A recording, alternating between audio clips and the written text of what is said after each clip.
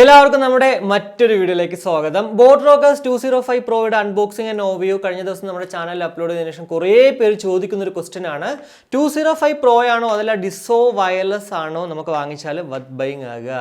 അപ്പോൾ ഇന്നത്തെ ഈ ഒരു വീഡിയോയിലൂടെ ഞാൻ നിങ്ങളോട് ഷെയർ ചെയ്യാൻ പോകുന്നത് ഈ രണ്ട് നെക്ക് ബാൻഡുകളുടെയും ഒരു കമ്പാരിസൺ ആണ്. വീഡിയോ പൂർണ്ണമായും കാണുന്നതിലൂടെ ഏത് വാങ്ങിച്ചാലാണ് നമുക്ക് വർത്ത് ബൈങ് ആകുക എന്നുള്ളത് നിങ്ങൾക്ക് മനസ്സിലാകും എന്നുള്ളതിൽ യാതൊരുവിധ സംശയവുമില്ല. എന്തായാലും വീഡിയോയിലേക്ക് കിടക്കുന്നത് നമ്മുടെ ചാനൽ ആദ്യമായിട്ടാണ് കാണുന്നെങ്കിൽ ഒന്ന് സബ്സ്ക്രൈബ് ചെയ്യാൻ കൺസിഡർ ചെയ്യുക. കൂടാതെ വീഡിയോ ഇഷ്ടപ്പെടുവാണെങ്കിൽ ഫാമിലിയായിട്ടും ഫ്രണ്ട്സോടൊക്കെ ജസ്റ്റ് ഒന്ന് ഷെയർ ചെയ്ത് ചാനലിനെ ഒന്ന് സപ്പോർട്ട് ചെയ്യുക. അപ്പോൾ ഫിസിക്കലി നമുക്ക് ആദ്യം ജസ്റ്റ് ഒന്ന് നോക്കുവാണെങ്കിൽ 205 പ്രോയിൽ ഏറ്റവും മുകളിൽ കാണാൻ സാധിക്കുന്ന ഈ ഒരു നെക്കിൻ്റെ ഭാഗം എന്ന് പറയുന്നത് ഒരു സോഫ്റ്റ് റബ്ബർ ടൈപ്പ് മെറ്റീരിയൽ കൊണ്ടാണ് നിർമ്മിച്ചിരിക്കുന്നത്. എന്നാൽ ഡിസോയിലേക്ക് വരുമ്പോഴത്തേക്ക് സോഫ്റ്റും അല്ല ഹാർഡും അല്ല, ഒരു മീഡിയം ടൈപ്പ് റബ്ബർ മെറ്റീരിയൽ കൊണ്ടാണ് നിർമ്മിച്ചിരിക്കുന്നത് കാണാൻ സാധിക്കും. എന്നാൽ ഇതിൻ്റെ ഉള്ളിലൂടെ ഒരു സ്റ്റീൽ റോഡ് പോയിട്ടുള്ളത് നമുക്ക് തൊട്ട് നോക്കുമ്പോൾ, അതായത് കുറച്ചൊന്ന് ശ്രദ്ധിച്ച് നോക്കുമ്പോഴത്തേക്ക് മനസ്സിലാക്കാൻ സാധിക്കും. പക്ഷേ ഇവിടെ അങ്ങനെ ഒന്നും ഇല്ല എന്നാണ് എൻ്റെ ഒരു വിശ്വാസം. ഇനി കമ്പാർട്ട്മെൻറ്റ്സിലേക്ക് വരുമ്പോഴത്തേക്ക് രണ്ടും അത്യാവശ്യം നല്ല ക്വാളിറ്റിയുള്ള പ്ലാസ്റ്റിക് മെറ്റീരിയൽ കൊണ്ട് തന്നെയാണ് നിർമ്മിച്ചിരിക്കുന്നത്.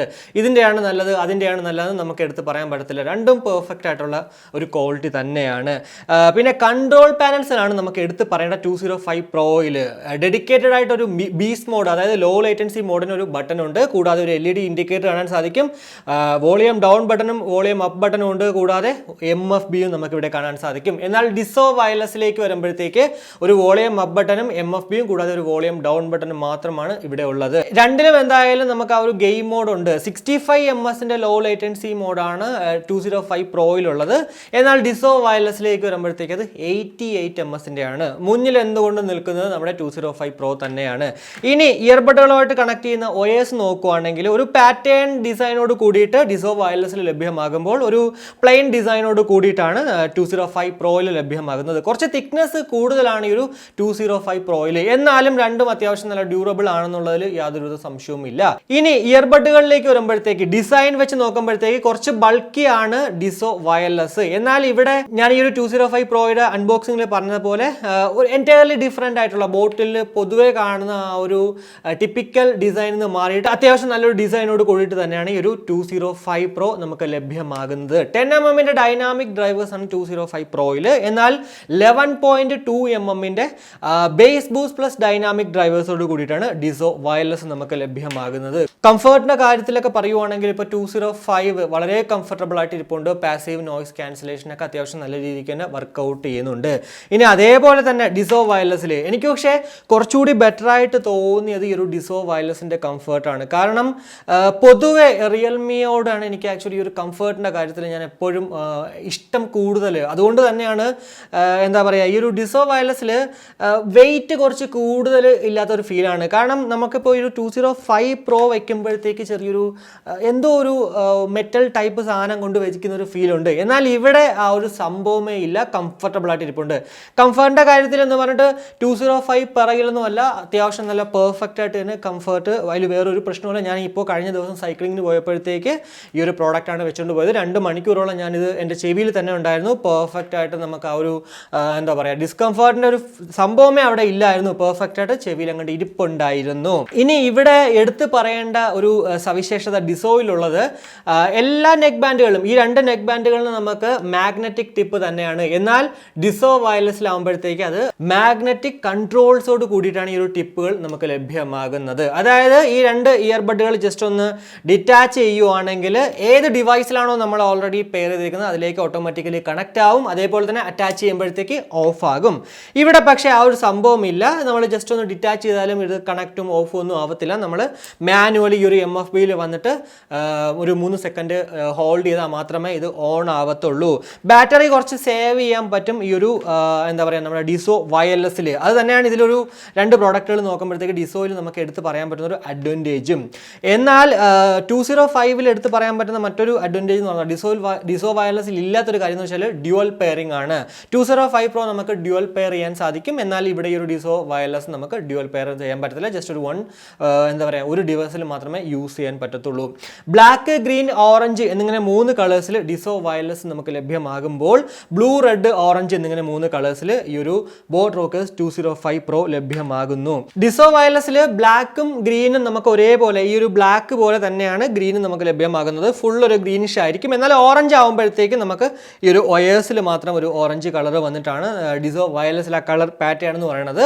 എന്നാൽ ബോട്ട് റോക്കേഴ്സ് 205 നമ്മൾ നോക്കുവാണെങ്കിൽ ബ്ലൂ ആണെങ്കിലും റെഡ് ആണെങ്കിലും ഇനി അതല്ല ഓറഞ്ച് ആണെങ്കിലും നമുക്കൊരു ഡ്യുവൽ ടോണോട് കൂടിയിട്ട് ബ്ലാക്ക് ആൻഡ് ആ ഒരു കളറിൻ്റെ ടോണോട് കൂടിയിട്ടായിരിക്കും പ്രോഡക്റ്റ് ലഭ്യമാവുക. 150 mAh ബാറ്ററി കപ്പാസിറ്റി ഈ ഒരു ഡിസോ വയർലെസ്സിന് ലഭ്യമാകുമ്പോൾ 200 mAh ബാറ്ററി കപ്പാസിറ്റിയാണ് 205 Proയ്ക്ക് ലഭ്യമാകുന്നത്. 17 hours ടോട്ടൽ പ്ലേ ടൈം ആണ് ഡിസോ വയർലെസ്സിൽ. എന്നാൽ 30 മണിക്കൂർ ടോട്ടൽ പ്ലേ ടൈം 205 Proയിൽ ലഭ്യമാകും. 200 mAh നമുക്ക് വെറും 50 മിനിറ്റ് കൊണ്ട് 205 Proയിൽ ചാർജ് ആകുമ്പോഴത്തേക്ക് 150 mAh 2 മണിക്കൂർ വേണം ഒരു 100% ചാർജ് ആകാനായിട്ട്. കൂടാതെ 10 മിനിറ്റ് ചാർജ് കഴിഞ്ഞാൽ 120 മിനിറ്റ് മാത്രമാണ് ഡിസോ വയർലെസ്സിൽ ലഭ്യമാകുന്നത്. എന്നാൽ 205 വരുമ്പോഴത്തേക്ക് ജസ്റ്റ് 10 മിനിറ്റ് ചാർജ് കഴിഞ്ഞാൽ 12 മണിക്കൂറാണ് ടോട്ടൽ പ്ലേ ടൈം കമ്പനി അവകാശപ്പെടുന്നത്.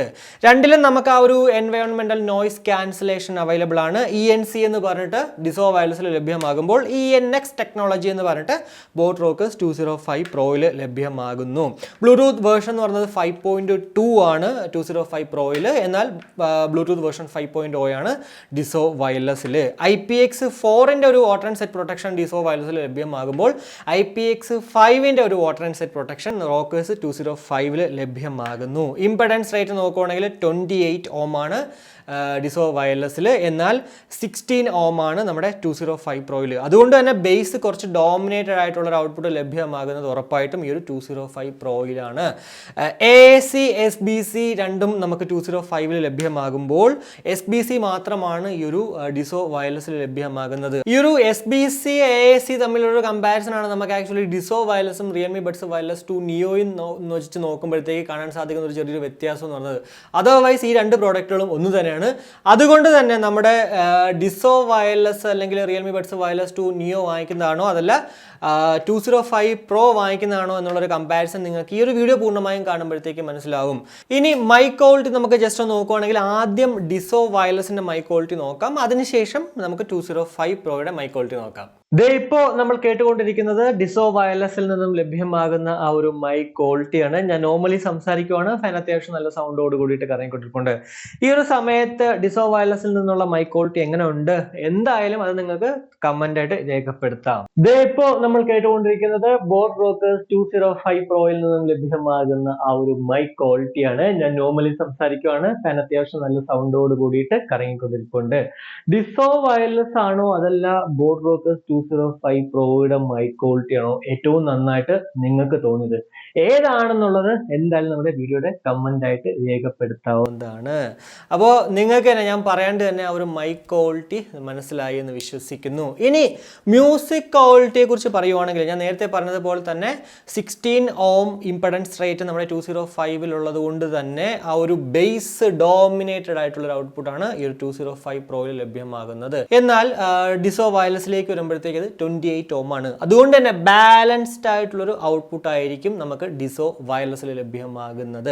മ്യൂസിക് ക്വാളിറ്റിയുടെ കാര്യത്തിൽ പറയുവാണെങ്കിൽ SBC കൂടി ഉണ്ടായിരുന്നെങ്കിൽ ഡിസോ കുറച്ചുകൂടി ബെറ്റർ ആയിരുന്നേ. എന്നാൽ ഇവിടെ ഈ ഒരു 205 Proയിലേക്ക് വരുമ്പോഴത്തേക്ക് SBC കോഡൊക്കെ ഉണ്ട്. അതുകൊണ്ട് തന്നെ കുറച്ചുകൂടെ ഒരു സൗണ്ടൊക്കെ നമ്മൾ കൂടുതൽ കൂട്ടിയിടുമ്പോഴത്തേക്ക് ആ ഒരു മ്യൂസിക് ക്വാളിറ്റി ഫീൽ ചെയ്യുന്നുണ്ട് നമ്മുടെ ഈ ഒരു 205 Proയിൽ. പിന്നെ ബേസ് ലവർ ആണെങ്കിൽ ഉറപ്പായിട്ടും നമ്മുടെ 205 Proയിലേക്ക് പോകുന്നതാണ് ഏറ്റവും നല്ലത്. ബേസ് ഒട്ടും ഇല്ല എന്നുള്ളതല്ല, ഡിസോ വയർലെസ്സിൽ ബേസ് ഉണ്ട്, എന്നാൽ അത് ബാലൻസ്ഡ് ആണ് എന്നുള്ളതാണ്. കുറച്ചൊരു ഡോമിനേറ്റഡ് ആണ് എന്നാൽ പോലും നമുക്ക് ബേസ് ഈ രണ്ട് പ്രോഡക്റ്റുകളിലും കമ്പയർ ചെയ്യുമ്പോഴത്തേക്ക് ഉറപ്പായിട്ടും ഫാർ ബെറ്റർ എന്ന് പറയുന്നത് 205 Proയിൽ തന്നെ.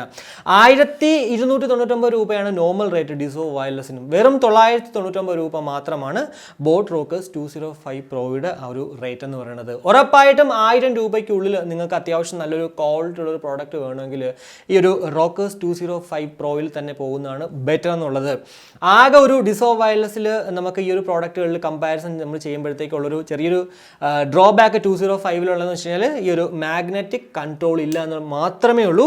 ബാക്കി എല്ലാ കാര്യങ്ങളും ഒരു അഡ്വാൻസ്ഡ് ആയിട്ടുള്ള ടെക്നോളജി ഒക്കെ തന്നെ ഉള്ളത് ഈ ഒരു 205 Proയിൽ തന്നെയാണ്. അതുകൊണ്ട് തന്നെ ഡിസോ വയർലെസ് ആണോ അതല്ല ബോട്ട് Rockerz 205 Pro ആണോ നല്ലതെന്ന് ചോദിച്ചാൽ ഉറപ്പായിട്ടും ഞാൻ സജസ്റ്റ് ചെയ്യുന്നത് ഈ ഒരു ബോട്ട് Rockerz 205 Pro തന്നെ ആയിരിക്കും. പിന്നെ ഡ്യൂറബിലിറ്റിയുടെ കാര്യത്തിൽ നമ്മൾ യൂസ് ചെയ്ത് കഴിഞ്ഞാൽ മാത്രമേ മനസ്സിലാക്കാൻ സാധിക്കത്തുള്ളൂ. ഡിസോ ഞാൻ ഇത്രയും നാളായിട്ടും യൂസ് ചെയ്യുന്നുണ്ട്, വേറെ ഒരു കുഴപ്പവുമില്ല. ഇപ്പോൾ ഈ ഒരു 205 Pro കുറച്ച് ദിവസമായിട്ട് മാത്രമേ യൂസ് ചെയ്ത് തുടങ്ങിയിട്ടുള്ളൂ. എന്നാലും ഇതുവരെ വേറെ ഒരു കംപ്ലൈൻറ്റും ഒന്നും അങ്ങനെ ഇല്ല. ഞാൻ സൈക്ലിങ്ങിന് പോയ സമയത്ത് കോൾ ചെയ്തിട്ടുണ്ടായിരുന്നു ഈ ഒരു 205 Pro വെച്ചിട്ട്. വേറെ അങ്ങനെ ഒരു ഡിസ്റ്റർബൻസും ആളുകളൊന്നും പറഞ്ഞിട്ടില്ലായിരുന്നു. അതുകൊണ്ട് തന്നെ കോളിംഗ് പേർപ്പസ് നമ്മൾ പുറത്തൊക്കെ പോയിട്ട് സംസാരിക്കുവാണെങ്കിലും അത്യാവശ്യം കുഴപ്പമില്ലാന്ന് നമുക്ക് പറയാൻ പറ്റും. അപ്പോൾ എന്തായാലും ഈ ഒരു വീഡിയോയിലൂടെ ഡിസോ വയർലെസ് ആണോ അതല്ല ബോട്ടിന് Rockerz 205 Pro ആണോ നല്ല എന്നുള്ളത് നിങ്ങൾക്കൊരു ഏകദേശ ധാരണ ലഭ്യമായി എന്ന് വിശ്വസിക്കുന്നു. ഞാൻ വീണ്ടും പറയണത് ഈ ഒരു ഡിസോ വയർലെസ്സും റിയൽമി ബഡ്സ് വയർലെസ് 2 നിയോയും തമ്മിൽ ജസ്റ്റ് ആ ഒരു ASC SBC ഡിഫറൻസ് മാത്രമേ ഉള്ളൂ. അതുകൊണ്ട് തന്നെ നിങ്ങളൊരു വീഡിയോ കാണുമ്പോഴത്തേക്ക് നിങ്ങൾക്ക് മനസ്സിലാകും എന്താ പറയുക 205 Pro അല്ലെങ്കിൽ റിയൽമി ബഡ്സ് വയർലെസ് 2 നിയോ ഡിസോ വയർലെസ് ഈ 3 പ്രോഡക്റ്റുകളിൽ ഏതാണ് ബെറ്റർ എന്നുള്ളത്. വീഡിയോ ഇഷ്ടപ്പെട്ടെങ്കിൽ നമ്മുടെ ഫാമിലി ആയിട്ടും ഫ്രണ്ട്സുമായിട്ടൊക്കെ ജസ്റ്റ് ഒന്ന് ഷെയർ ചെയ്യുക. കൂടുതൽ ലൈക്ക് ചെയ്യാനും കമൻറ്റ് ചെയ്യാനും മറക്കണ്ട. ഇനി സബ്സ്ക്രൈബ് ചെയ്തിട്ടില്ലെങ്കിൽ ഉറപ്പായിട്ടൊന്ന് സബ്സ്ക്രൈബ് ചെയ്യുക. അപ്പോൾ മറ്റൊരു വീഡിയോ കാണുമ്പോഴേക്കും ബൈ.